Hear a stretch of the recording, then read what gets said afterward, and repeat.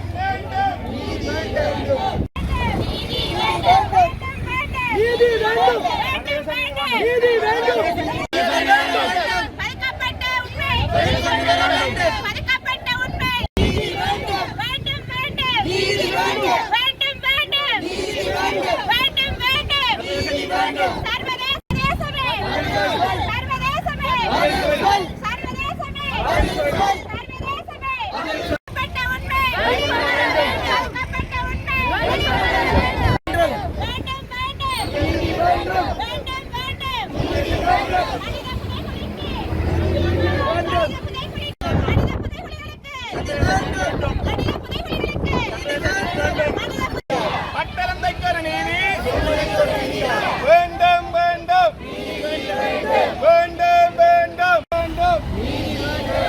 வேண்டும் வேண்டும் இழைத்தவர்கள் குற்றம் இழைத்தவர்கள்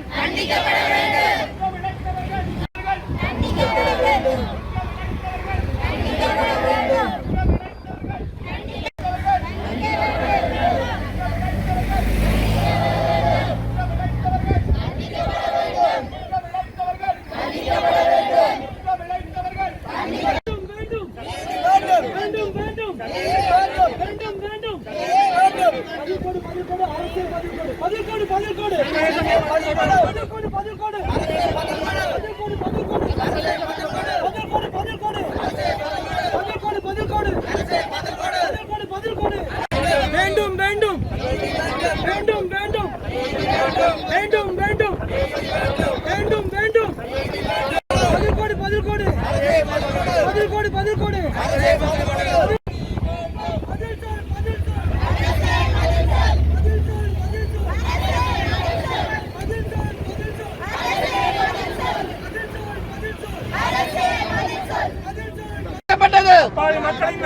மன்னாரில் புதைக்கப்பட்டது, முள்ளிவாய்க்காலில் புதைக்கப்பட்டது, முள்ளிவாய்க்காலில் புதைக்கப்பட்டது.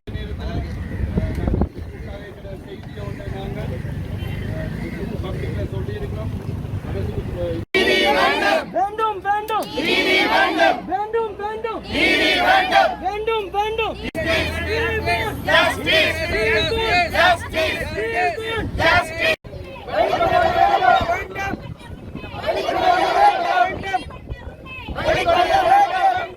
பகிரங்க வேண்டுகோள். புதைக்கப்பட்ட அவ்வவர் உயிருக்கு நீதி வேண்டும். 2025 ஆனி மாதம் 20ஆம் தேதி ஆகிய இன்றைய தினம் வடக்கு கிழக்கு வாழ் நாம் பெண்கள் குழுக்களின் பிரதிநிதிகள், மனித உரிமை பாதுகாவலர்கள், காணாமல் ஆக்கப்பட்டோர் குடும்ப உறவுகள், கடற்தொழிலாளர் சங்க உறுப்பினர்கள், விவசாய அமைப்புகளின் பிரதிநிதிகள், சிவில் அமைப்புகள் மற்றும் ஊடகவியலாளர்களுடன் இணைந்து இலங்கை அரசிடம் நீதி கோருகின்றோம். 1983ஆம் ஆண்டு ஆடி மாதம் தமிழினத்தின் மீது நாடு முழுவதும் பரவலாக கட்டவிழ்க்கப்பட்ட இன வன்முறையுடன் இலங்கையின் வடக்கு கிழக்கு பிரதேசங்களில் அரச அனுசரணையுடன் கூடிய வன்முறைகளும் படுகொலைகளும் விரிவாகின. இலங்கை இராணுவம், இந்திய இராணுவம் 1987 தொடக்கம் 1989 அரச அனுசரணை பெற்ற தமிழ் ஆயுத குழுக்கள், சிங்கள மற்றும் முஸ்லிம் ஊர்காவல் படையினர் ஆகியோரால் தமிழ் பொதுமக்கள், பெண்கள், குழந்தைகள் அடங்கலாக குருடமான முறையில் வெட்டியும் சுட்டும் எரித்தும் படுகொலை செய்யப்பட்டனர். குறிப்பாக பலர் இலங்கை அரச படையினரால் கூட்டாக கடத்தப்பட்டு காணாமலாக்கப்பட்டனர். அதேபோல் விடுதலை போராட்டத்தின் ஆரம்ப காலங்களில் தமிழ் ஆயுத குழுக்களால் இயக்கங்களை சார்ந்தவர்கள் கடத்தப்பட்டு கொல்லப்பட்டனர். வட மாகாணத்திலிருந்து முஸ்லிம்கள் வெளியேற்றப்பட்டதுடன் கிழக்கு மாகாணத்தில் முஸ்லிம் பொதுமக்கள் படுகொலை செய்யப்பட்டனர். சில இடங்களில் சிங்கள பொதுமக்களும் கொல்லப்பட்டனர். 2009ஆம் ஆண்டு இறுதி யுத்தத்தின் போது இலங்கை அரசால் தமிழ் இன அழிப்பு மேற்கொள்ளப்பட்டது. போரின் இறுதியில் சரணடைந்தவர்கள், கைது செய்யப்பட்டவர்கள், கையளிக்கப்பட்டவர்கள் நிரந்தரமாக காணாமல் ஆக்கப்பட்டுள்ளனர். இந்த பின்னணியில் இலங்கையின் வட மாகாணத்தில் மனித புதைகுழிகள் அடையாளம் காணப்பட்டு வருகின்றன. மன்னார் மனித புதைகுழி இது தை மாதம் 2018ஆம் ஆண்டு மன்னார் பழைய சதோசா கட்டட பகுதியில் கண்டுபிடிக்கப்பட்டது. இதில் மொத்தமாக 323 எலும்புக்கூடுகள் அகழ்ந்தெடுக்கப்பட்டன. இதில் 28 பேர் சிறுவர்களாகும். இந்த அகழ்வின் போது இலங்கையில் தயாரிக்கப்பட்ட மெலிவன் மாரி பிஸ்கட் வெற்று பையொன்றும் வெளிப்பட்டது குறிப்பிடத்தக்கது. முல்லைத்தீவு மாவட்டம் கொக்குத்தொடுவாய் மனித புதைகுழி இது ஆடி மாதம் 2023ஆம் ஆண்டு கண்டுபிடிக்கப்பட்டது. இதில் மொத்தமாக 52 எலும்புக்கூடுகள் கண்டுபிடிக்கப்பட்டுள்ளன. குறிப்பாக விடுதலை புலிகள் இயக்க போராளிகளின் சீருடைகள், அவர்களின் இயக்க அங்கத்துவ இலக்க தகடுகள் உள்ளாடைகள் கண்டுபிடிக்கப்பட்டுள்ளன. குறிப்பாக அதிகமான உள்ளாடைகள் பெண்களுக்குரியவையாகும். யாழ்ப்பாணம் செம்மணி மனித புதைகுழி இது 13ஆம் தேதி மாசி மாதம் 2025ஆம் ஆண்டு கட்டுமான பணிகளின் போது முதன்முறையாக இப்பகுதியில் மனித எலும்புகள் கண்டுபிடிக்கப்பட்டன. அதைத் தொடர்ந்து நீதிமன்ற கட்டளைமைக்கு அமைய வைகாசி மாதம் 2025ஆம் ஆண்டு அகழ்வு பணிகள் ஆரம்பிக்கப்பட்டன. இதுவரை 19 எலும்புக்கூடுகள் கண்டுபிடிக்கப்பட்டுள்ளன. இதில் 3 எலும்புக்கூடுகள் சிசுக்களிலிருந்தாகும். இவற்றை விட இன்னும் பல புதைகுழிகள் காணப்படலாம் என நம்பப்படுகின்றது. பாடசாலை மாணவி கிருஷாந்தி குமாரசாமி கூட்டு பாலியல் வல்லுறவு மற்றும் படுகொலை வழக்கின் பிரதான எதிராளியான முன்னாள் லான்ஸ் கோப்ரல் சொமத்ரன ராஜபக்ச 1998 நீதாய விளக்கம் மன்ற முன்னிலையில் செம்மணியில் மனித புதைகுழி இருப்பதை வெளிப்படுத்தினார். இதன்போது 1995 யாழ்ப்பாணம் இராணுவ கட்டுப்பாட்டுக்குள் வந்ததுடன் இராணுவத்தினால் கைது செய்யப்பட்டு காணாமல் போன 300க்கும் அதிகமானோர் செம்மணியில் புதைக்கப்பட்டுள்ளதாக தெரிவித்தார். 1990ஆம் ஆண்டு ஆரம்ப கட்ட விசாரணைகளில் 15 உடல்கள் அகழ்ந்தெடுக்கப்பட்டன. தடயவியல் நிபுணர்களின் கூற்றுப்படி உடல்களில் சித்திரவதைக்குள்ளான தடயங்கள் காணப்பட்டுள்ளன. 23 ஆவணி மாதம் 1990ஆம் ஆண்டு யாழ்ப்பாணம் தீவக பிரதேசங்களான மண்டைதீவு, அல்லைப்பிட்டி, மண்கும்பான் ஆகிய இடங்களை சார்ந்த 70 இளைஞர்கள் இராணுவத்தினால் கொல்லப்பட்டனர். இதுவரையில் அவர்களுக்கு என்ன நடந்தது என்பது தெரியாது. 1992ஆம் ஆண்டு காலப்பகுதியில் மண்டைதீவு பகுதியில் உள்ள கிணற்றிலிருந்து சடலங்கள் எடுக்கப்பட்டதாக செய்திகள் வெளிவந்தன. இராணுவத்தினால் கொண்டு செல்லப்பட்டவர்கள் கொல்லப்பட்டு மண்டைதீவு கிழக்கு பகுதியில் உள்ள கிணற்றுக்குள் போடப்பட்டிருக்கலாம் என பரவலாக நம்பப்படுகின்றது. 1990ஆம் ஆண்டு ஆவணி 6ஆம் தேதி இலங்கை இராணுவம் முஸ்லிம் ஊர்காவல் படையினரும் அம்பாறை மாவட்டம் திராய்கேணி கிராமத்தை சேர்ந்த 54 பேரை வெட்டி கொண்டனர். இதில் ஒரு பெண்ணும் அவரது 1.5 வயது குழந்தையும் அடங்குவர். சம்பவம் நடந்த இடம் திராய்கேணி பெரிய தம்புரான் மற்றும் பிள்ளையார் ஆலயத்துக்கு முற்புறம் ஆகும். கொல்லப்பட்டவர்களை பொதுமக்கள் தாமே ஆலய முன்வளாகத்தில் கிடங்கு வெட்டி உடலங்களை ஒன்றின் மேல் ஒன்றாக போட்டு புதைத்துவிட்டு காரைதீவு அகதிகள் முகாமுக்கு சென்றுவிட்டனர். கிழக்கு மாகாணத்தில் பல கூட்டு படுகொலைகள், கூட்டு கடத்தல்கள் நடைபெற்றுள்ளன. உதாரணத்துக்கு வந்தாறுமூலை பல்கலைக்கழக வளாகத்தில் இருந்து 158 பேர் இராணுவத்தால் கொண்டு செல்லப்பட்டு காணாமல் போயிருந்தனர். சத்திரிகொண்டானில் 1990ஆம் ஆண்டு புரட்டாதி 9ஆம் தேதி அன்று 1186 பேர் குழந்தைகள், சிறுவர்கள், கர்ப்பிணி பெண்கள், இளம் பெண்கள், ஆண்கள் உள்ளடங்களாக இராணுவத்தால் கொண்டு செல்லப்பட்டனர். அதன் பிறகு இவர்கள் பற்றி தகவல்கள் உறவினர்களுக்கோ ஊரவருக்கோ கிடைக்கவில்லை. எனவே இலங்கை அரசானது பக்க சார்பற்று உண்மையை கண்டறிந்து நீதியை நிலைநாட்டவும் பொறுப்பு கூறலை அமல்படுத்தவும் வேண்டும் என நாம் அரசை கோருகின்றோம். வடக்கு கிழக்கு ஒருங்கிணைப்பு குழு, இலங்கை, 20 ஆனி மாதம் 2025. எனது பேர் ஜாட்சன் ஃபிகராடோ, வடகிழக்கு ஒருங்கிணைப்பு குழுவின் இணை இணைப்பாளர். இன்றைக்கு நாங்கள் வடகிழக்கில் இருக்கின்ற 8 மாவட்டத்தை சேர்ந்த சிவில் சமூகங்கள், சமூக செயற்பாட்டாளர்கள், பொது அமைப்புகள் மற்றும் மீனவர்கள், விவசாயிகள் மற்றும் பல்வேறு துறை சார்ந்த நபர்களும் 8 மாவட்டத்திலிருந்து அம்பாறை தொடக்கம் மட்டக்களப்பு, கிளிநொச்சி, முல்லைத்தீவு, வவுனியா, யாழ்ப்பாணம், திருகோணமலை 8 மாவட்டத்திலிருந்தும் நாங்கள் இங்கு ஒன்று கூடிய ஒரு செய்தியை இந்த அரசுக்கு பகிரங்கமாக சொல்லுகிறோம். எங்களுடைய வடகிழக்கு பகுதிகளில் தற்போது கண்டெடுக்கப்படுகின்ற மனித புதைகுழிகள் யாரால் இந்த அநியாயம் இழைக்கப்பட்டது என்றதை இந்த அரசு துணிவுடன் தெளிவுடனும் சர்வதேசத்துக்கும் எங்களுக்கும் நீதி வழங்க வேண்டும். இதில் சர்வதேசம் தலையிட வேண்டும். அவர்களுடைய மேற்பார்வையில் தற்போது மன்னார், முல்லைத்தீவு, யாழ்ப்பாணம் செம்மணி மனித புதைகுழிகளில் நடக்கின்ற விடயங்களை அவர்களின் தலைமையின் கீழ் ஆய்வு செய்யப்பட வேணும். என்ன நடந்ததென்று எங்களுக்கு சொல்ல வேணும். எங்களுடைய உறவுகளை நாங்கள் இன்று வரைக்கும் தேடிக்கொண்டிருக்கின்றோம். நடந்ததை நடந்ததன்படி சொல்வதற்கு இந்த அரசு முன்வர வேண்டும். ஏனென்றால் கடந்த கால அரசுகளை காப்பாற்றி கொண்டிருப்பதை நாங்கள் ஒருபோதும் விரும்பவும் இல்லை. ஆகவே நாங்கள் சிவில் சமூகங்கள் ஒன்று சேர்ந்து இந்த செய்தியை சொல்லுகின்றோம். இங்கே நாங்கள் வந்ததன் நோக்கம் தற்போது அகழ்வு பணியில் இருக்கின்ற எங்களுடைய செம்மணி புதைகுழி வந்து நடந்ததை தெளிவாக சொல்வதற்கு சர்வதேச மேற்பார்வையின் கீழ் அது முன்னெடுக்கப்பட வேண்டும். அதற்கு தாமதமற்ற நிதியினை இந்த அரசு ஒதுக்கப்பட வேண்டும். ஆகவே இதில் நடந்ததை மிக விரைவாக சர்வதேசத்தின் ஒத்துழைப்புடன் எங்களுக்கு வழங்க வேண்டும். அதே நேரத்தில் தற்போது 23 தொடக்கம் 26ஆம் தேதி வரைக்கும் ஐநாவினுடைய ஆணையாளர் 9 வருடங்களின் பின் இலங்கைக்கு வர இருக்கின்றார். ஆகவே நாங்கள் பொது ஊடகங்களில் அறிகிறோம். இந்த விடயத்தில், இந்த மனித புதைகுழியினுடைய விடயத்திலும் அவரது பார்வை மிகவும் அதிகமாக இருக்க வேண்டும். அதற்கு இந்த அரசை வலியுறுத்த வேண்டும்.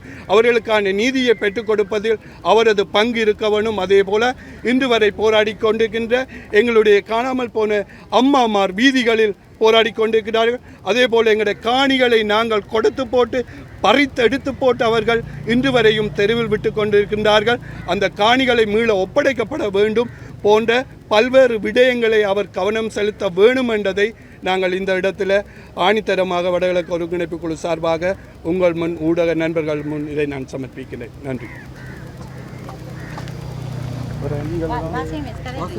ஸ்ரீவல்லிபுரம் வடக்கு கிழக்கு ஒருங்கிணைப்பு குழு இன்றைய இந்த போராட்டமானது வடகிழக்கு மாகாணங்களில் உள்ள 8 மாவட்டங்களினுடைய அனைத்து உரிமை கோருகின்ற பிரதிநிதிகளாக இங்கு கூடியிருக்கிறோம். குறிப்பாக வடக்கிலே மன்னார், முல்லைத்தீவு, யாழ்ப்பாண செம்மணி புதைக்குழியினுடைய நீதியை கோரி இன்று கூடியிருக்கிறோம். இந்த புதைக்கப்பட்டவர்கள் எங்களுடைய உறவினர்கள், இவர்களுக்கு நீதி வேண்டும். புதைக்கப்பட்டவர்கள் யாரால் புதைக்கப்பட்டார்கள், அவர்களுக்குரிய நீதி கிடைக்கப்பெற வேண்டும். இந்த அரசாங்கம் கடந்த காலங்களிலிருந்து இன்று வரைக்கும் தமிழ் மக்களுக்கு நீதி வழங்கும் நிலையில் கரிசனை காட்டாமல் அதை புறந்தள்ளி இன்று சர்வதேச நாடுகளுக்கும் ஒரு மாயையான நீதி வழங்கல் தோற்றப்பாடுகளை கொண்டு வந்து தமிழ் மக்கள் புறக்கணிக்கப்படுவதை, நீதியிலிருந்து விலக்கப்படுவதையும் நாங்கள் சர்வதேசத்துக்கு கொண்டு வருவதற்காக இந்த செம்மணி புதைகுழியினுடைய நீதி வேண்டியே இன்று கூடியிருக்கிறோம். சர்வதேச நாடுகள் இந்த நீதிக்காக குரல் கொடுக்க வேண்டும், கவனம் செலுத்த வேண்டும். இலங்கை அரசும் காணாமலாக்கப்பட்டவர்கள் அல்லது புதைக்கப்பட்டவர்கள் என்று சொல்லப்படக்கூடிய எங்களுடைய உறவுகளுக்கு நீதி வழங்க வேண்டும் என்று கோரிய இந்த போராட்டத்தை நாங்கள் முன்வைக்கிறோம். அனைவருக்கும் வணக்கம். இன்றைய தினம் தமிழர் தாயத்தில் இருக்கின்ற 8 மாவட்டங்களிலும் இருந்து பொது அமைப்புகள் மற்றும் விவசாய அமைப்புகள், மீனவர் அமைப்புகள், அதோடு சார்ந்த சமூக செயற்பாட்டாளர்கள் எல்லாம் இணைந்து வடக்கு கிழக்கிலே இன்று இடம்பெற்று கொண்டிருக்கின்ற எங்களுடைய நிலங்களின் அபகரிப்பு, அது மாத்திரமல்லாமல் விசேடமாக யாழ்ப்பாணத்திலே செம்மணியிலே தாயை குழந்தை அள்ளிக்கொண்டிருப்பது போன்றும் இவ்வாறான ஒரு மனித அவலம் இந்த மண்ணிலே நடந்தேறி இருக்கின்றது. இதுதான் வெளிப்படுத்தி காட்டிக் கொண்டிருக்கின்றது. அதேபோன்று பல இடங்களிலே இவ்வாறான ஆக்கிரமிப்புகள் எல்லாம் நடைபெற்றிருக்கின்றது. இதற்கான ஒரு நீதி இந்த காலகட்டத்திலே ஐநாவினுடைய உயர்ஸ்தானிகர் இந்த மண்ணுக்கு 9 ஆண்டுகளுக்கு பிற்பாடு வருகின்றார். அவர்களுடைய பார்வைக்கு இந்த செம்மணி மனித புதைகுழி, அந்த உயிர்கள் இறுதிக்கட்டத்திலே தமக்கான ஒரு நீதி எவ்வாறாயினும் தன்னுடைய உறவினர் ஒருவன் ஊடாக கிடைக்கும் என்பதனை எதிர்பார்த்துத்தான் அந்த இறுதியாக அந்த உயிர்களை விட்டிருப்பார். அவர்களுக்கான நீதிக்காக இன்று இத்தனை உறவுகள் நாங்கள் ஒன்று சேர்ந்திருக்கின்றோம். அவர்களுடைய ஆத்மா இன்று ஓரளவு அந்த சொர்க்கத்தினுடைய வாசலை எட்டியிருக்கும். அதுபோன்று அம்பாறையிலே இன்று நில ஆக்கிரமிப்புக்காக ஆன்மீகத்தினுடைய உச்சத்தினை போதித்த கௌதம புத்தரை வைத்துக்கொண்டு நில ஆக்கிரமிப்புகளை செய்திருக்கின்றார்கள். உகந்த என்பது தமிழர்களுடைய வழிபாட்டு தலங்களிலே மிகவும் பிரசித்தி பெற்ற ஒரு இடம்.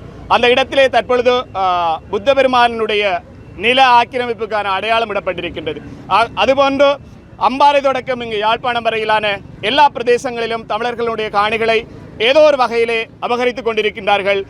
இயற்கை வளங்களை சுரண்டி கொண்டிருக்கின்றார்கள். இவையெல்லாம் இந்த பிரதேசத்திலே எங்களுடைய மக்கள் அனுபவிக்க வேண்டியவை. ஆகவே அரசு சமத்துவமான ஒரு ஆட்சியை நாங்கள் இங்கு வழங்குவோம். எல்லோரும் இந்த நாட்டினுடைய குழந்தைகள் என்கின்ற அடிப்படையில் தங்களுடைய ஆட்சி அமைத்துக் கொண்டார்கள். இன்று அவர்களினுடைய வார்த்தைகளினுடைய மாயம் ஓரளவுக்கு வடக்கு கிழக்கில் இருக்கின்ற தமிழர்களுக்கு புரிந்திருக்கும் என்று நினைக்கின்றனர். ஆகவே சர்வதேச ரீதியிலே செம்மணி புதைகுழிக்கான நீதி நிச்சயப்படுத்த வேண்டும். அதேபோன்று எங்களுடைய காணிகள், அதேபோன்று எங்களுடைய பிரதேசங்களிலே இருக்கின்ற வளச்சுரண்டல்கள் போன்றவற்றை நிறுத்தி எங்களுக்கான ஒரு சரியான ஒரு நீதியினை இந்த அரசு வழங்க வேண்டும் என்பதனை இந்த இடத்திலே கூறிக்கொள்ள விரும்புகின்றேன். நன்றி. கண்டுபிடிக்கப்பட்ட முதலாவது புதைகுழி என்று சொல்ல விரும்புகின்றேன். மேலும் பல புதைகுழிகள் யாழ் மாவட்டத்தில் கண்டுபிடிக்கப்பட இருக்கின்றது. அதாவது யாழ் மாவட்டத்தில் உள்ள ஒவ்வொரு இராணுவ முகாம்களிலும் ஒவ்வொரு புதைகுழி இருக்கும். அவ்வாறான ஒரு சந்தர்ப்பத்தில் ஏற்கனவே கிழக்கில் கண்டுபிடிக்கப்பட்டிருக்கின்றது, முல்லைத்தீவில் கண்டுபிடிக்கப்பட்டிருக்கின்றது, மன்னாரில் கண்டுபிடிக்கப்பட்டிருக்கின்றது. எந்த ஒரு புதைகுழி விசாரணைகளும் இதுவரை நீதியான இறுதி தீர்வை எட்டவில்லை. அதே போல் யாழ் மாவட்டத்திலும் கண்டுபிடிக்கப்பட்ட புதைகுழிக்கு அரசாங்கமானது இதுவரைக்கும் நிதி ஒதுக்க முன்வரவில்லை. இன்னும் சில நாட்கள் பொறுத்திருப்போம். ஆனால் இதற்கு ஒரே ஒரு தீர்வாக சர்வதேசத்தில் மட்டும்தான், சர்வதேச தரத்திலான ஒரு விசாரணை, சர்வதேச பங்களிப்புடன், சர்வதேச நீதியுடன் இவ்வாறான விசாரணைகள் கண்டுபிடிக்கப்பட்டு தமிழர்களுக்கான நீதி கிடைக்க வேண்டும் என்பதுதான் தமிழ் மக்கள் ஒவ்வொருவருடைய கடமை. அதாவது தற்பொழுது ஐநா மனித உரிமை ஆணையாளர் இலங்கை வர இருக்கின்ற இந்த நிலையில் குறிப்பிட்ட நிலையங்களை பார்வையிட வேண்டும். மக்களுடைய தமிழ் மக்கள் ஒவ்வொருடைய மக்களுடைய நிலையங்களை அவர் அவதானிக்க வேண்டும், கேட்க வேண்டும், உண்மைகள் கண்டுபிடிக்க வேண்டும். இந்த அரசாங்கம் பெரும்பொழுது கூறியது இராணுவ முகாம்கள் அகற்றப்படும் என்று. ஆனால் இராணுவ முகாம்களில் புதைகுழிகள் இருக்கின்றபடியால் தான் இதுவரையும் அவர்கள் கூட அகற்ற பின்தங்கி நிற்கின்றார்கள். ஆகவே இந்த அரசாங்கத்திடம் ஒன்று கூறிக்கொள்ள விரும்புகின்றேன். நீங்கள் தொடர்ந்து மக்களை ஏமாற்றுகிறீர்கள். இது சர்வதேசம் புரிந்து கொள்ள வேண்டும். தமிழ் மக்களுக்கான நீதியான விசாரணை தேவை என்றால் சர்வதேசம் இங்கு வர வேண்டும். அவருடைய கண்காணிப்பில் உண்மையான நீதியான நேர்மையான விசாரணை கண்டுபிடிக்கப்பட வேண்டும். அதே நேரம் நில ஆக்கிரமிப்பு இந்த அரசாங்கமும் தொடர்ந்து செய்து கொண்டே இருக்கின்றது. தையிட்டி போராட்டத்தில் அண்மையில் கூட தையிட்டியில் விகார பிக்குமாருக்கு ஒரு மடம் கட்டப்பட்டிருக்கின்றது. ஆகவே இவர்களிலும் எந்த மாற்றம் இல்லை. இவர்களும் தமிழ் மக்களுக்கு எதுவும் செய்ய போவதில்லை. அதே நேரம் அரசியல் கைதிகள் தொடர்ந்து உள்ளே இருக்கிறார்கள். எவரும் இல்லை, விடுதலை செய்ய மாட்டோம் என்று இந்த அரசாங்கமும் கூறுகின்றது.